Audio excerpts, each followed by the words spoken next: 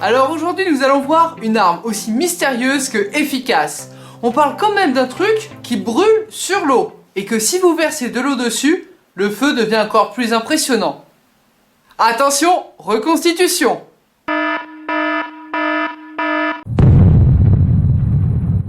Allez, voyons ça.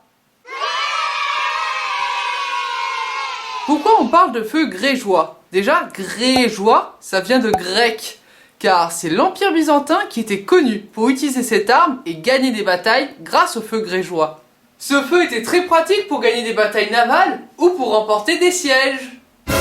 Tadam! Remporter des sièges, vous avez compris? Bon, reprenons. Non seulement il était réel, mais en plus il était efficace. Bon, après il n'a pas fallu attendre ce feu grégeois pour voir arriver des projectiles enflammés sur un champ de bataille. Les Romains utilisaient déjà des mélanges de pétrole ou de bitume qu'ils les mettaient sur des flèches pour les envoyer sur l'ennemi. Sympa le cadeau. Le véritable inventeur du feu grégeois, il fait débat. Mais bon, les historiens pensent qu'il serait apparu vers le 7e siècle. Et cette invention, elle tombe à pic. Elle a permis d'éviter la prise de Constantinople par les Arabes, et ce à 2 reprises. Tout au long de l'histoire de l'Empire byzantin, ils ont utilisé cette arme mystérieuse pour se protéger des raids ou pour mener des batailles. Mais je ne sais pas vous, mais ça m'intrigue. Comment un feu pourrait prendre alors qu'il est sur de l'eau? Mais vous allez être déçus, car la composition de ce feu grégeois reste encore aujourd'hui un mystère. Et c'est un mystère qui nous a toujours pas levé son secret. Hop, transition. Ce feu était si efficace qu'il a été divinisé par l'empereur byzantin VII qui a demandé à son fils « ne révèle jamais la composition de ce feu ».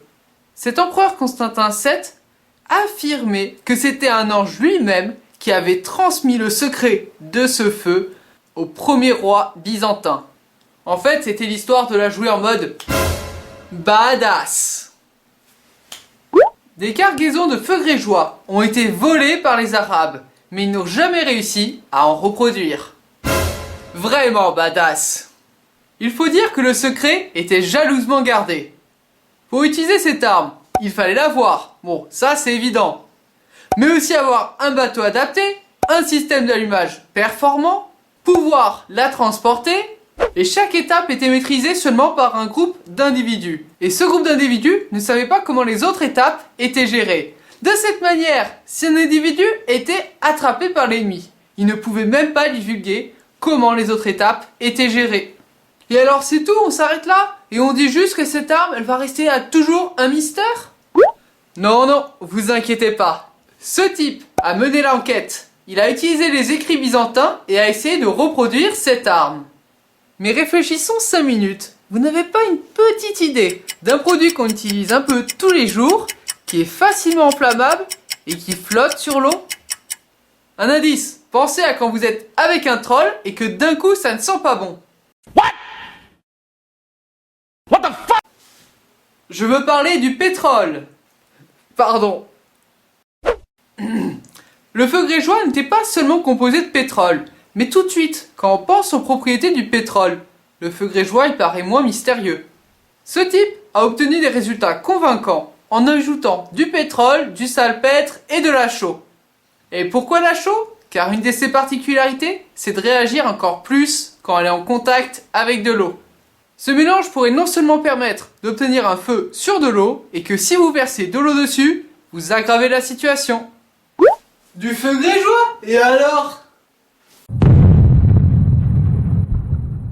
Alors oui, ce feu devait être sacrément efficace. Mais bon, on peut facilement s'imaginer comment il fonctionnait en pensant au pétrole. Et dire qu'on ignore totalement sa composition, c'est juste histoire de rajouter un côté mystérieux, je trouve. Pour conclure, ok, j'ai découvert que ce feu n'était pas si mystérieux que ça. Mais je trouve son histoire encore plus incroyable, maintenant que je sais que c'était un petit peu l'arme secrète des Byzantins. Genre l'arme nucléaire de l'époque. Mais c'est incroyable de se dire qu'ils ont réussi à garder la composition exacte de ce feu grégeois jusqu'à dans leur tombe.